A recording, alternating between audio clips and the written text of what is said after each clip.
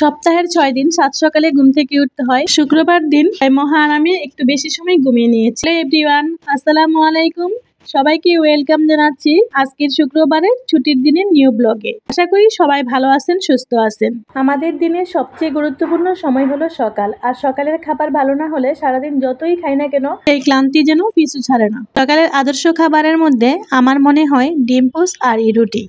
এই আটা রুটি খেতে আমাদের কাছে ভালো লাগে। আমার মামুনিরাও পছন্দ করে ডিম পোস্ট দিয়ে রুটি খেতে। গরমের কারণে নাস্তা খেতে অনিচ্ছা প্রকাশ করে, এতে তাদের নাস্তা খাওয়া বাদ পড়ে যায়। সকালের নাস্তা বাদ দিলে শরীর আরো বেশি খারাপ হয়ে যায়। তাই গরম বেশি হলেও সুস্থতার জন্য সকালে নাস্তা খাওয়া অনেক জরুরি। আর এই আটা রুটি ছোট বড় আমাদের বাসার সবারই কম বেশি পছন্দ। বিশেষ করে সকালের নাস্তায় গরম গরম রুটির সঙ্গে ডিম পোস্ট দিয়ে এই রুটি খেতে সবাই পছন্দ করে থাকে। রুটি, ডিম পোস্ট, সাথে ছিল দুধ চা। আমার হাতের এই দুধ চা আমার মামুনিরা খুবই পছন্দ করে থাকে। প্রতিদিনের মতো আজকেও আপনাদের একটি রিকোয়েস্ট করব। অনেকেই হয়তো বা এই মুহূর্তে আমার ভিডিও দেখছেন অথচ একটি লাইক দিতে ভুলে গিয়েছেন। প্লিজ একটি লাইক দিয়ে ভিডিওটি কন্টিনিউ করবেন। তারপরে এই তো দুপুরে আবার রান্না করতে চলে এলাম কিচেনে। সকালের নাস্তার পর যে কাজগুলো করেছি তা আপনাদের সাথে আর শেয়ার করলাম না, ভিডিও লং হয়ে যাবে। তাই ছুটির দিন মানেই ভরপেট খাওয়া দাওয়া, পোলাও, বিরিয়ানি, কোফতা, তাই না? যদিও বা আমি সাদামাটা রান্না করেছিলাম, কাল দিনে স্পেশাল তেমন কিছু না থাকলেও আমরা সবাই একসঙ্গে বসে একই টেবিলে খেতে পারি, এটি ভীষণভাবে উপভোগ করে থাকি।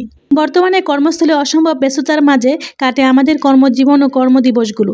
দেখা যায় সপ্তাহের একদিন অথবা দুদিন শুধু আমরা সাপ্তাহিক ছুটির দিন পাই সবাই একসাথে বসে খেতে। বেশিরভাগ ক্ষেত্রে আমরা ছুটির দিনগুলো শুধু ঘুমিয়ে কাটিয়ে দেয়, কিন্তু আমরা চাইলে ছুটির দিনকে আরেকটু ভালোভাবে গুছিয়ে নিয়ে সবাই একসঙ্গে পরিবারের সদস্যদের সাথে সুন্দর সময় কাটানোর সুযোগ হয়। তাই এই স্বল্প সময়টুকু পরিবারের সাথে উপভোগ করুন আপনারা সবাই।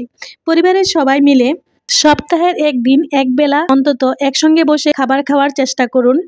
এতে পারিবারিক বন্ধন দৃঢ় হবে। প্রযুক্তির যুগে প্রযুক্তি থাকবে রোজকার জীবনে। সন্তানকে ভালো মন্দের ফারাক করতে শেখালে প্রযুক্তির ব্যবহার নিয়ে অভিভাবকের সঙ্গে দ্বন্দ্বের ঝুঁকি কমবে। এমনকি সন্তান একটু বড় হওয়ার পর ছুটির দিনগুলো মা বাবাকে পাশে নিয়ে তাদের পছন্দ মতো কোনো ভিডিও দেখাতে পারেন। পরিবারের সবাই একসঙ্গে খাওয়া দাওয়ার বিষয়ে অনেক কথা বললাম। আমাদের খাওয়া দাওয়া প্রায় শেষ। শেষে আমরা ডাল দিয়ে খাওয়া শেষ করেছিলাম।